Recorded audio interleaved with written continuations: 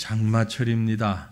아주 후덥지근한 불쾌지수가 높다고 얘기하는 그런 시즌을 우리가 지금 지나가고 있습니다. 우리 모든 성도님들 건강 조심하시길 바랍니다. 몸도 마음도 연약해지지 않도록 우리 옆에 앉은 분들을 서로 격려하면서 건강하세요 인사하십시다. 건강하세요. 예, 감사합니다. 그 어느 때보다도 건강이 참 많이 유의해야 할 텐데 코로나가 다시 또 조금씩 확산되어져 가고 있다 그러죠. 물론 뭐 처음처럼 그렇게 위중한 건 아니라 할지라도 그럴지라도 또 조심하시고 또 치료 잘 하시고 우리 성도님들 가운데도 또 다시 또 코로나 걸리시는 분들이 한두 분씩 있는 것 같은데 건강 조심하시길 바랍니다. 이 장마철이 되니까 상당히 이제 몸도 마음도 좀 처지는 듯한 그런 느낌이 있습니다. 언제 끝날까 다들 그렇게 기대하시면서 생각하시게 되잖아요. 근데 요즘은 이 장마가 참 불규칙하다 그래요. 그래서 기상청도 이 장마의 시작과 끝, 또 그 중간 기간, 또 장마의 내용 이런 정황들을 바르게 예보하기가 참 어렵다 그런 얘기를 합니다. 국가기후 데이터 센터라는 곳에서 기상 자료를 내놓은 그 포털 사이트에 보니까 평균적으로 우리나라 장마는 6월 19일 제주도가 6월 19일 그리고 남부지방이 23일경 중부지방은 6월 26일경 보통 그렇게 시작이 된다 그러네요. 그리고 평균 강수량이 장마 기간 동안에 340에서 380mm 정도의 비가 내리는 것이 일반적이랍니다. 근데 작년엔 이 장마가 6월이 아닌 7월 3일에 시작이 되었고 그 앞에 해에는 6월 10일 날 또 시작이 됐대요. 그러니까 이게 지금 종잡을 수가 없다는 겁니다. 들쑥날쑥 한다는 거죠.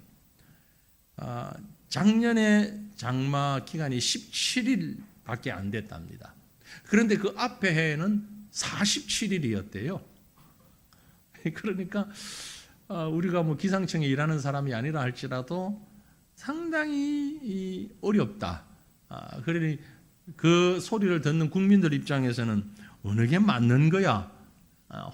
혼란스러울 수밖에 없습니다. 강수량도 차이가 많이 있어서 지난해에는 중부지방에 150mm 정도가 내렸고 그 앞에 해에는 850mm가 넘게 내려버렸고 그런데 사실 비가 많이 오면 우리 막연한 두려움이 있습니다. 그렇죠? 염려도 있지만 또 귀찮음도 있지만 또 막연한 두려움이 있습니다.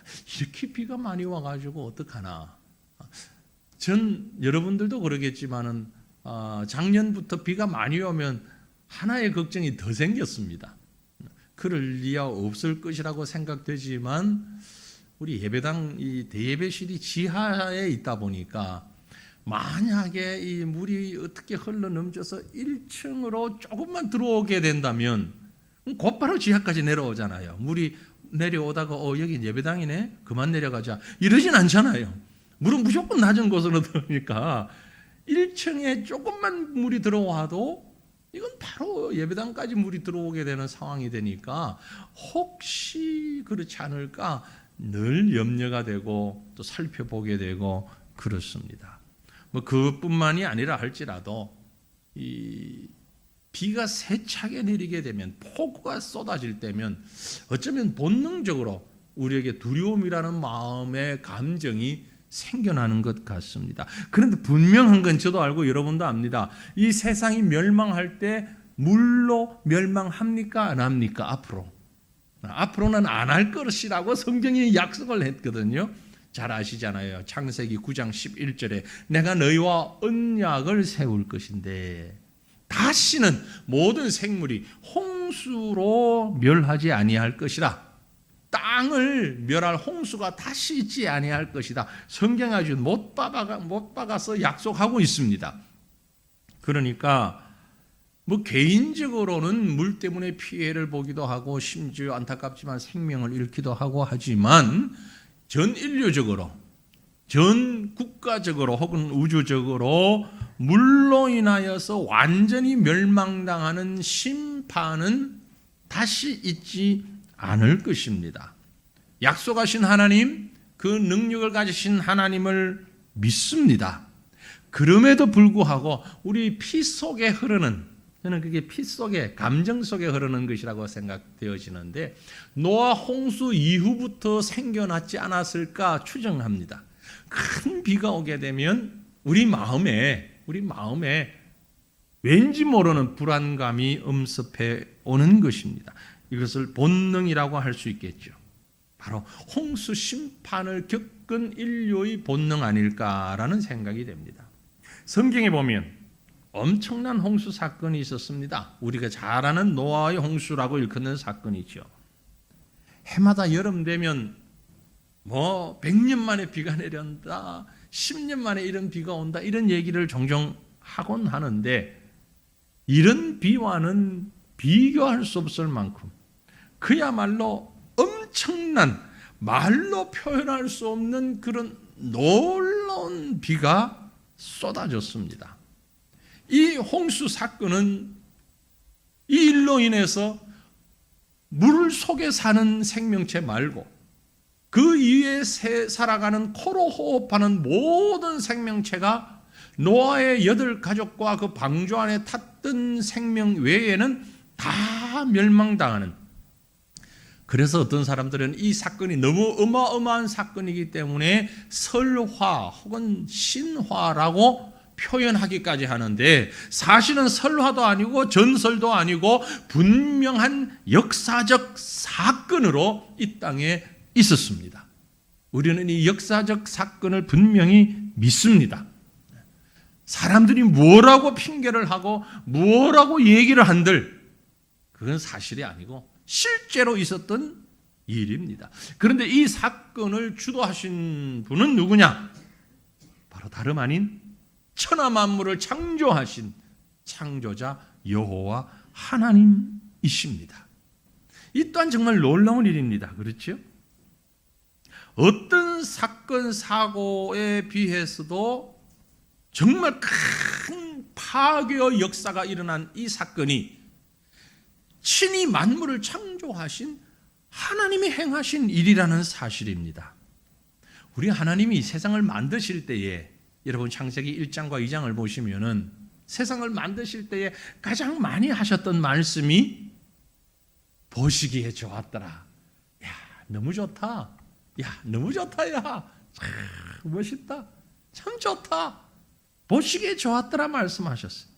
그리고 감탄하시면서 하신 말씀이 생육하고 번성하여 땅에 충만해라, 축복까지 하셨습니다.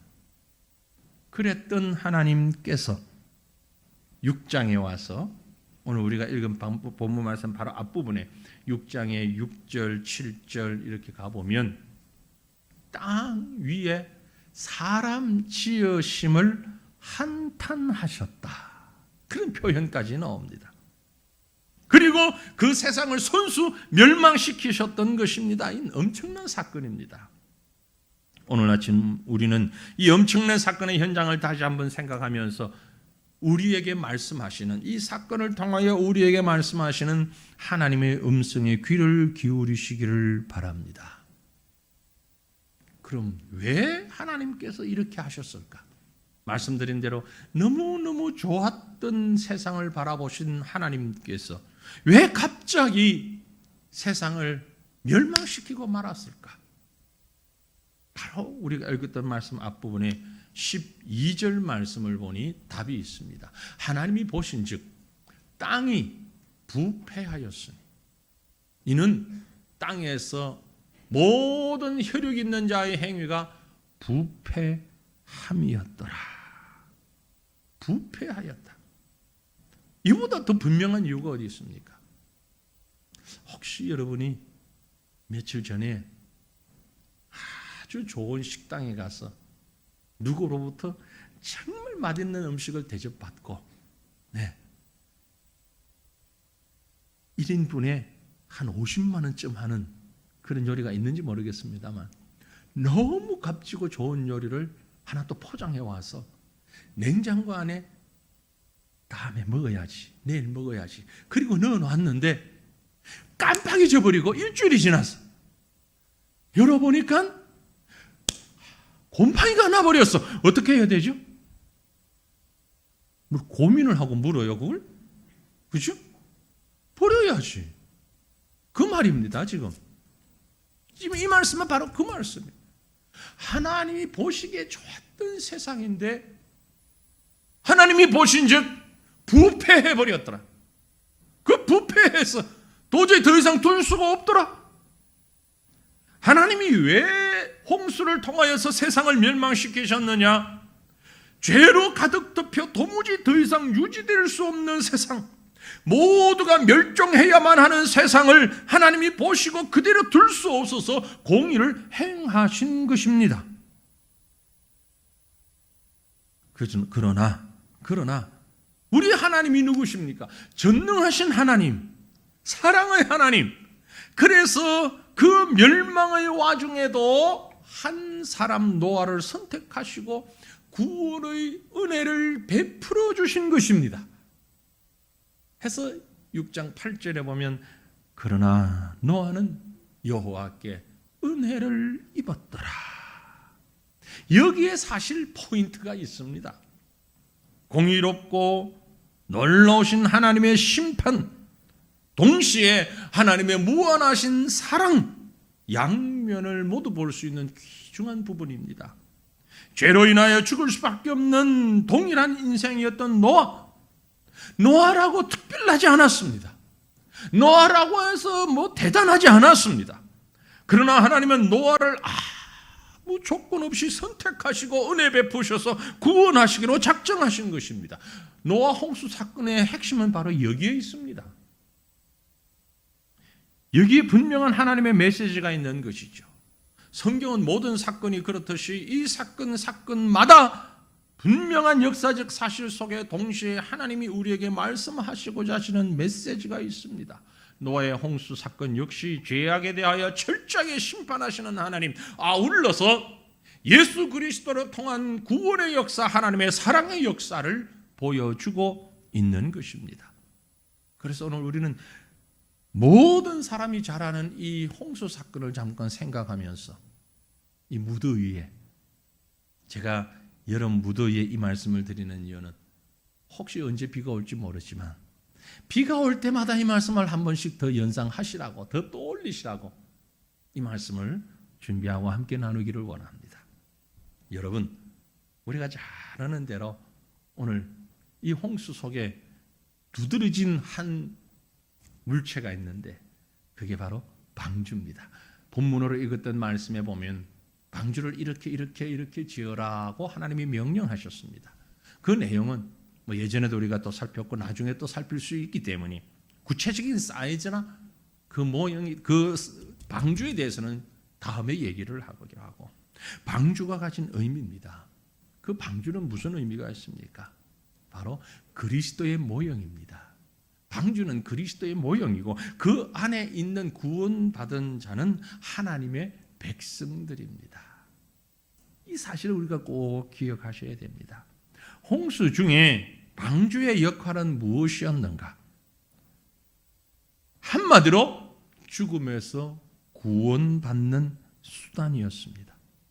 방주 안에 있는 사람만 구원받았습니다. 방주 안은 생명, 바깥은 죽음이었습니다. 홍수가 시작되기 전에 다 아시는 것처럼 사람들은 마른 하늘의 높은 산 꼭대기에 엄청난 크기의 방주를 만드는 노아를 보고 손가락질하고 비난하고 조롱했습니다. 그들은 노아를 통한 하나님의 경고의 음성에 전혀 귀를 기울이지 않았습니다. 하지만 물결이 모든 생명체를 삼킬 때에 오직 방주 안에 타고 있던 자들만이 생명을 구원할 수 있었어요. 창세기 7장 23절에 보면 지면의 모든 생물을 쓸어버리시니 곧 사람과 가축과 기는 것과 공중의 새까지라. 이들은 땅에서 쓸어버림을 당하였으되 오직 노아와 그와 함께 방주에 있던 자들만 남았더라. 모든 생물을 쓸어버렸는데 사람과 가축과 기는 것과 공중의 새까지 이들은 땅에서 쓸어버렸는데 오직 노아와 그와 함께 방주에 타고 있던 자들만 남았더라. 이 말씀 볼 때마다 제가 옛날 생각납니다. 제가 중고등부 다닐 땐 전도사님들을 좀 많이 괴롭혔거든요. 뭘로 괴롭혔냐면 성경 읽으면서 답하기 어려운 묘한 거 꼬집어내서 질문하면서 많이 괴롭혔는데 지금 생각하니까 이건 어려운 질문도 아닌데 이 질문을 했더니 전도사님이 너무 당황하고 힘들어 하시더라고요. 전도사님, 그럼 홍수 때 물고기는 살았어요? 죽었어요? 어디 있을까요? 물고기들 죽었어요? 살았어요? 안 봐서 몰라요? 살았죠. 답은 쉬워요. 살았어요. 왜? 성경이 얘기하고 있잖아요. 지면의 모든 생물을 썰어버렸다. 땅 위에 있는 모든 생물을 썰어버렸고 공중의 새까지 땅에서 썰어버림을 당하였다. 그러니까 물속은 괜찮았던 거죠. 나중에 제가 신학교 가서도 보니까 물속에 있는 생물은 살았다고, 물론 성경에 고래는 살았다, 조기도 살았다, 갈치도 살았다, 명태도 살았다 그렇게는 기록이 되어 있지 않는데 논리적으로 생각했을 때 물속의 생물은 살았을 것이다. 그런데 바다의 생물은 살아있을 가능성이 희박했을 것이다 라고 추정을 할 수 있습니다. 왜냐하면 염도가 낮아졌어. 물이 많이 와서. 그죠?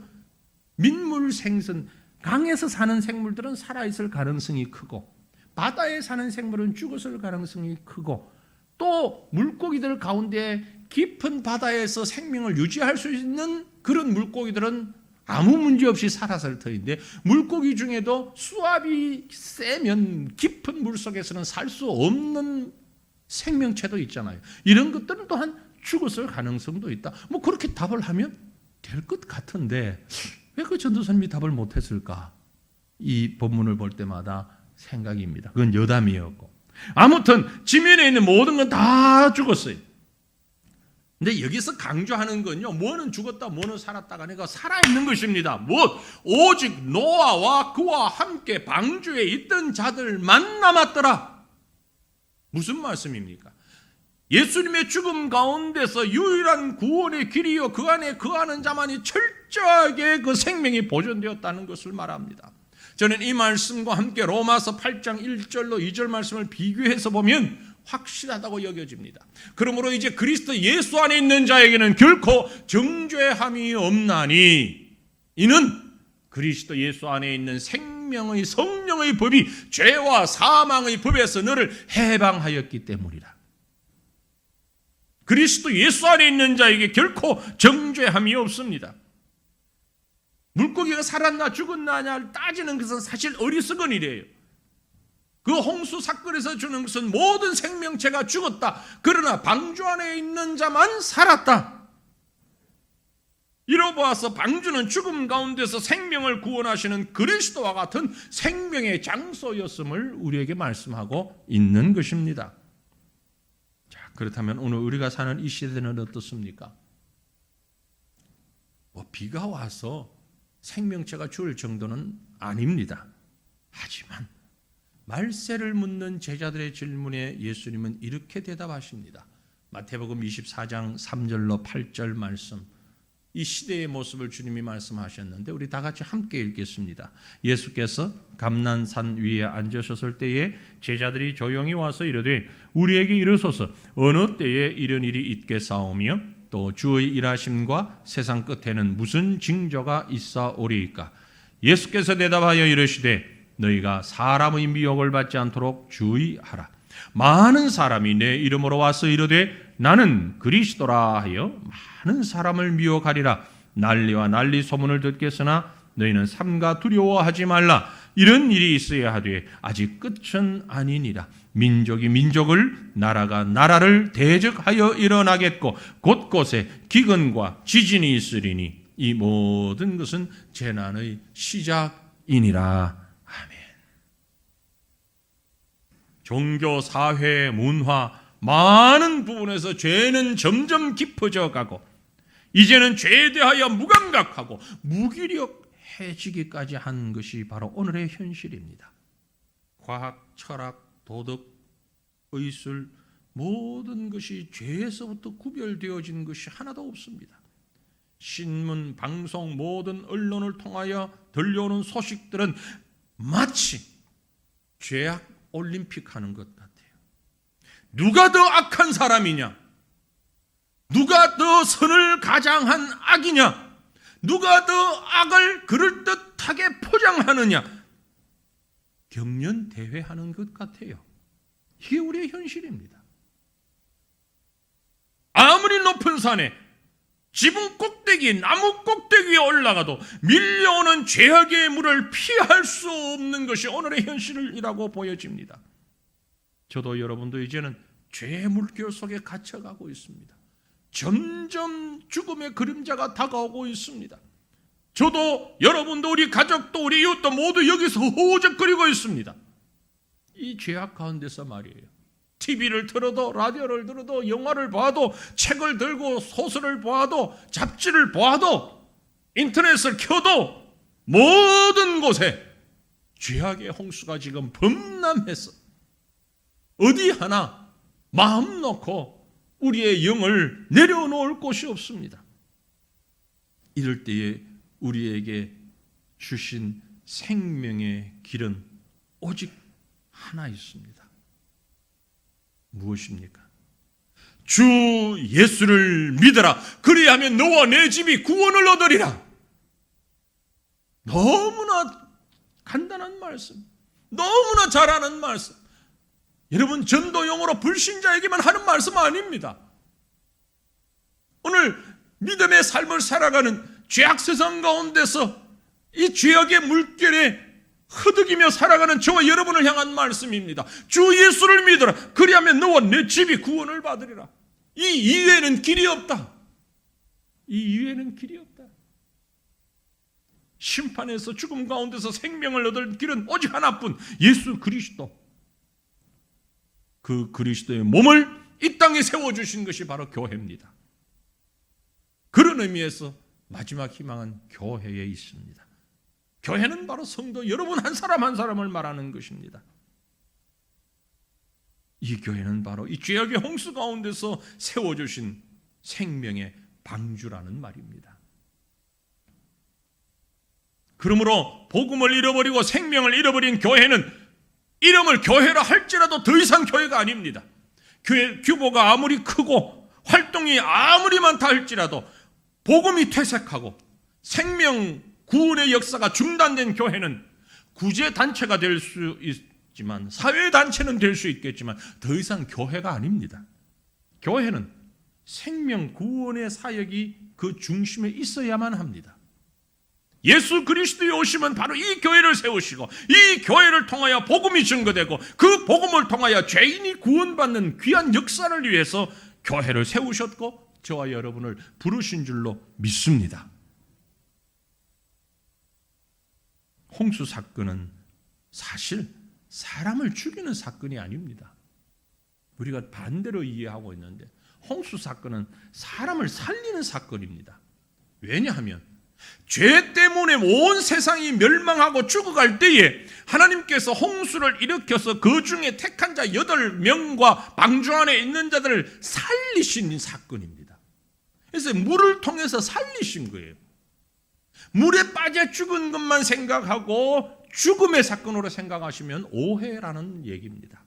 성경이 그렇게 해석을 합니다. 베드로전서 3장 20절을 보면 그들은 전에 노아의 날 방주를 준비할 동안 하나님이 오래 참고 기다리실 때에 복종하지 아니하던 자들이라 방주에서 물로 말미암아 구원을 얻은 자가 몇 명뿐이니 겨우 8명이라.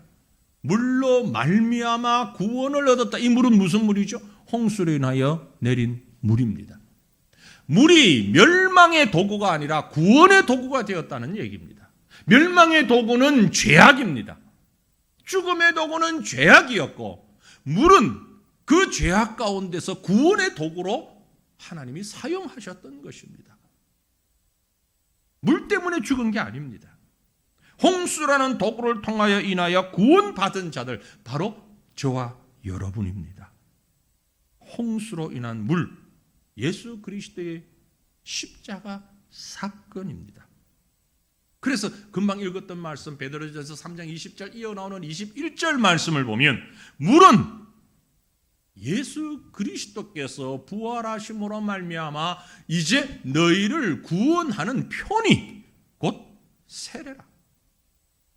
이는 육체의 더러운 것을 제하여 버림이 아니요 하나님을 향한 선한 양심의 간구니라. 이 말씀이 세례를 받아야만 구원받는다는 의미로 쓰여진 것은 아닙니다. 또 다른 성경 구절을 통해서 연구해 보면 꼭 세례받아야 구원받는다라는 의미가 아니라 노아 홍수에서 주어진 물은 마치 우리가 예수 이름으로 세례를 받는 것처럼 우리를 살리는 의미를 가지고 있다는 것을 말합니다.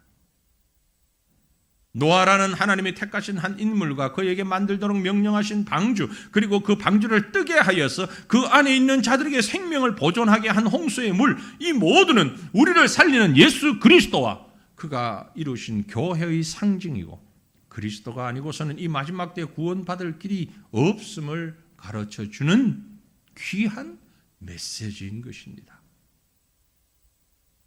그러므로 사랑하는 성도들이여, 하나님의 공의의 심판 아래 물로 인한 은혜의 사랑이 방주를 통해서 저와 여러분을 구원하신 예수 그리스도를 통하여 믿는 자들에게 구원의 생명을 베풀어 주신 이 사랑을 기억하고 감사하시기를 바랍니다. 다시 홍수 사건으로 시선을 옮겨봅니다. 방주가 그렇게 그리스도의 모형이었는데 문을 열고 들어가 보니까 방주 안에는 쉴 수 있는 방들이 있었다고 성경 기록하고 있습니다. 본문 14절에 보면 너는 고페르나무로 너를 위하여 방주를 만들되 그 안에 칸들을 막고 역청을 그 안팎에 칠하라. 그래서 칸들을 막아라. 영어로 번역한 성경에 뭔가 룸을 만들어라. 방들을 만들어라. make rooms 그랬죠. 이 원어로 보면 피난처를 만들어라 그런 의미입니다. 그런데 영어로 번역할 때 의역을 해서 방들을 만들어라 이렇게 표현을 한 것이고, 우리말에는 칸들을 만들어라, 피난처를 만들어라. 내부 구조를 다 말씀드릴 필요는 없겠지만 내부에 쉴 수 있는 방을 만들어라고 말씀하고 있는 것입니다. 하나님이 지시하신 방주는 피난처입니다. 쏟아지는 폭우를 피해 젖은 옷을 말리고 피곤한 몸을 누여 쉴 수 있는, 따뜻한 불도 지필 수 있는 그런 피난처와 같은 공간, 하나님이 노아에게 주신 것입니다. 긴 시간 항해하는 동안에 노아의 가족들이 함께 먹고 쉴 수 있는 시설들을 준비하게 하신 것입니다. 이것이 바로 죄악에서 구원받아 예수 품에 안길 때에 그 품에서 느낄 수 있는 평안과 행복입니다. 바로 성도들이, 교회가 가져야 하는 우리의 시설들입니다. 우리 속에 지친 영혼들이 쉴 수 있는 평안의 안식처가 있어야 하는 것입니다. 오늘 우리 교회 속에, 우리 성도들 속에 이런 피난처 되는 방들이 과연 있습니까? 그렇지 않습니까? 한 달, 두 달, 거의 1년 동안 먹고 살 양식을 준비했던 것처럼, 방주 안에 그렇게 양식을 준비했던 것처럼, 사랑하는 성도들이여, 여러분의 심령에, 우리 교회에 이런 영의 양식이 준비되고 있습니까? 만약 긴 항해를 하는 동안 이런 양식이 준비되어 있지 않다면 그 항해는 실패해버리고 말 것입니다. 예수님이 이 땅을 향하여서 수고하고 무거운 짐진 자들아 다 내게로 오라고 말씀하셨습니다. 예수님의 품에 참으로 평안한 안식이 있어야 합니다. 예수를 모시는 우리 성도들의 심령에, 성도들이 모여있는 교회 안에 과연 이렇게 평안히 쉴 수 있는 곳이 있는가? 오늘 현대교회의 문제점을 여러 가지로 얘기합니다만 그 중에 가장 심각한 것 중 하나가 바로 이것이 아닐까 생각이 되어집니다. 규모와 구조 면에서는 정말 크고 엄청난 교회들이 많이 있는데 그 안에 정작 쉴 만한 공간이 있는가? 평안을 얻을 수 있는가? 성도와 성도들끼리 성도들을 교제하고 사랑을 나누고 어떤 사업을 거창하게 벌리고 성과를 쌓아가고 있는데 그런 교제실도 있고 창고도 있고 사무실도 있고 행정실도 있는데 진정으로 죄악에 젖고 시달린 영혼들이 이곳에 들어와 평안을 누릴 수 있는 쉴만한 공간에 마음의 공간이 우리 가운데 있는가? 라는 것입니다. 교회가 점점 귀족화되어 가고 행정적 사무화되어 가고 있는 이 현실 가운데서 영적인 안식의 공간을 잃어버리고 있지는 않은가? 우리 자신을 한번 돌아볼 수 있기를 바랍니다. 우리 10년 가운데 내가 너무 지쳐 있었어. 내가 너무 힘들어 있었어. 다른 사람을 쉴 만한 공간을 준비하고 있지 못하는 많은 현대 우리 성도들의 모습, 주님 보시면 어찌 여기실까? 전쟁에 나간 아들을 기다리는 어머니의 얘기가 있습니다. 노심초사 아들이 돌아오기만을 기다리는데 어느 날 그 아들로부터 전화가 왔습니다. 어머니 저예요. 아이고 아들아 살아있었구나. 무사하구나. 그래 왔으면 빨리 집에 와야지. 왜 전화를 하고 있니? 아 가야죠. 지금 갈 거예요. 근데 어머니 사실 저와 함께 한 친구가 있는데 함께 가도 될까요? 그래.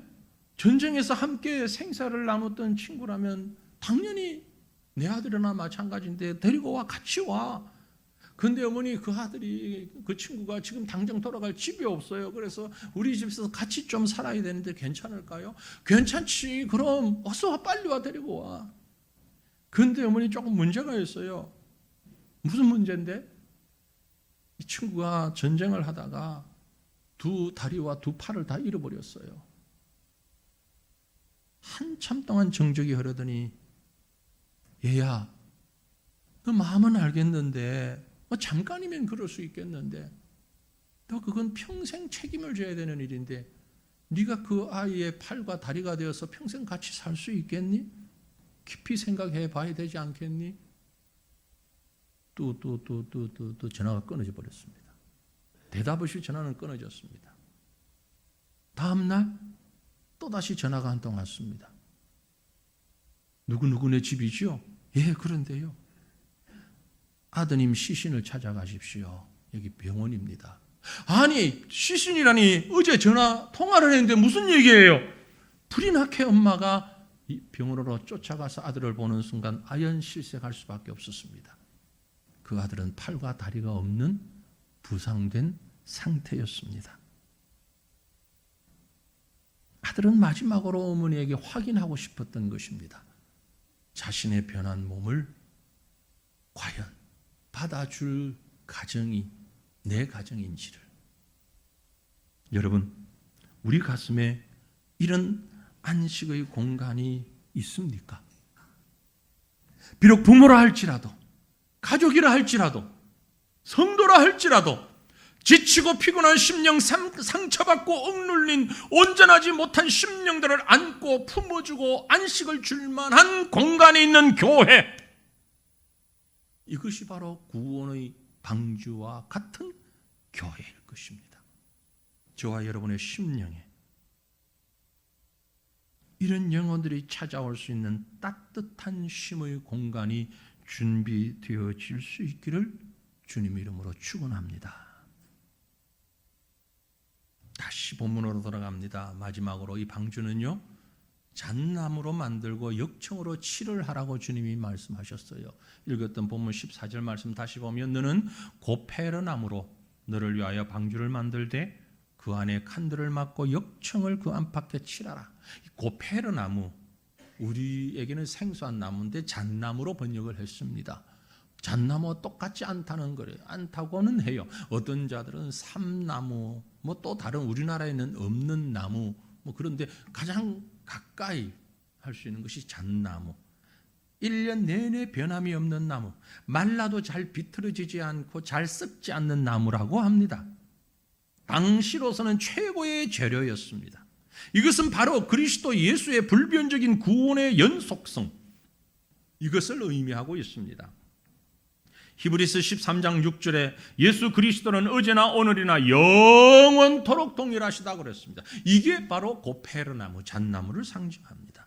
세상은 변하고 사람도 변하지만 그리스도의 구속의 사역은 조금도 변함이 없어야 하는 것입니다.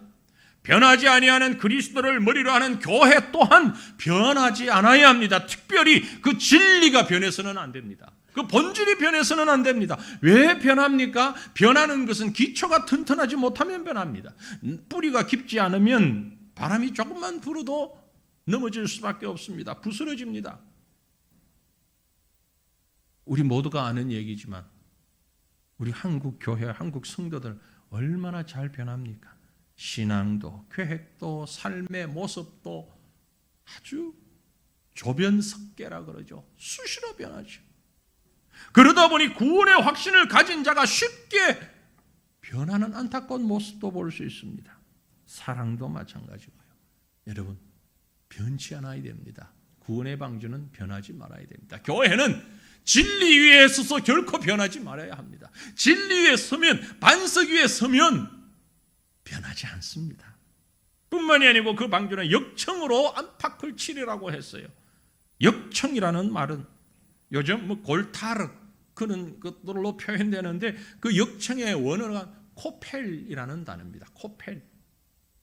코펠이라는 말에서 히브리어의 카팔이 나왔는데 그 카팔이라는 말은 구속한다라는 뜻입니다. 배를 만들고 그 다음에 배 속으로 물이 스며들어오지 아니하도록 역청으로 코펠로 잘 칠을 하라. 나무 틈 사이에 물이 조금씩 스며들어오게 되면 배는 침수할 수밖에 없게 되는 것입니다. 마찬가지입니다. 교회도 우리 성도들도 죄악의 물결이 조금씩 우리 구원의 방주에 아주 조금이라도 스며들어오기 시작하면 그 구멍의 크기에 상관없이 망하는 것입니다. 망하는 것입니다. 그래서 철저하게 막아야 하는 것입니다.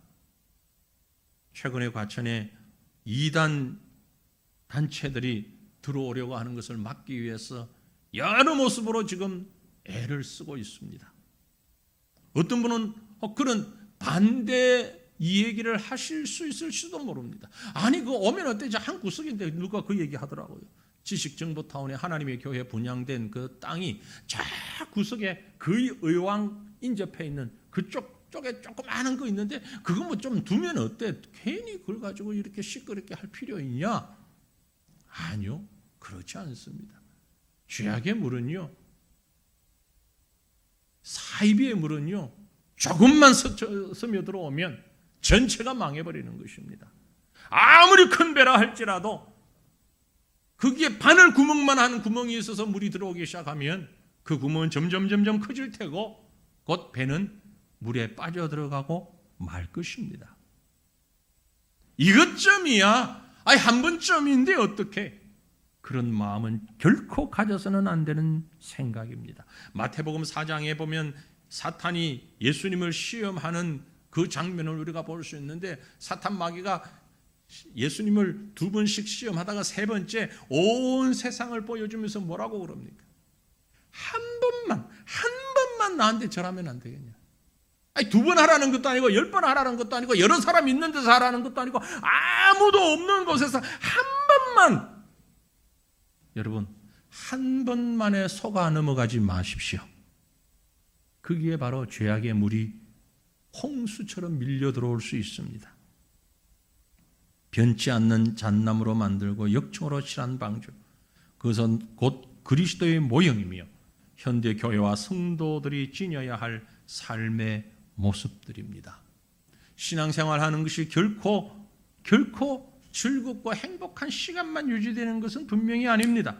여러분 생각해 보세요. 방주 안에 아무리 방주가 커도 오늘과 같은 환기시설 제대로 안 됐습니다. 환풍기 없습니다. 그런데 그 안에는 소도 있고 염소도 있고 사슴도 있고 새들도 있고 호랑이도 있고 있으면 가만히 있습니까? 배설하겠죠. 배설하면 냄새 안 날까요? 방주 안에 있는 동물들은 배설물이 냄새도 안 날까요? 나겠죠. 그럼 그 냄새 나는 곳에서 하루 이틀이 아닙니다. 거의 1년간 살아야 하는, 어쩌면 방주 안에 서서히 삶은 고통의 연속이었는지도 모릅니다. 답답함의 연속이었을 수도 있습니다. 즐겁고 유쾌한 오늘날 생각하는 그런 신나는 여행길은 분명히 아니었을 것입니다. 그럼에도 불구하고 인내와 견딤을 통하여서 생명을 보존하고 새로운 세상을 맞이하는 준비를 하는 시간들이 바로 방주 안에서의 시간이었습니다. 오늘 우리의 시대는 어떻습니까? 어쩌면 노아의 때보다 더 심각한 상황 가운데 있습니다. 죄를 죄로 알지도 않고 죄로 인식하지도 않고, 그래서 수많은 사람들이 멸망해가는 이때에 그리스도 안에 있는 자들만이 생명을 유지하는데, 생명 유지하는 그 시간 자체가 어쩌면 고통을 견뎌야 하는 인내의 시간일 수도 있다라는 것입니다. 그럼에도 불구하고 우리가 지나는 이 시간은 새로운 생명을 맞이하게 되는 시간들입니다. 천국을 바라보는 진정한 비전과 소망의 시간입니다.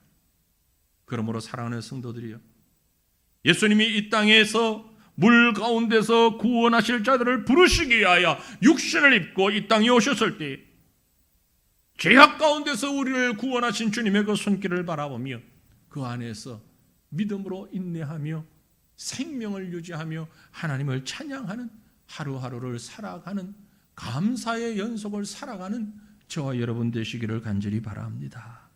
거듭되는 물의 공포와 재해들이 이제 사방에서 뉴스를 통해서 우리에게 들려올 수도 있습니다.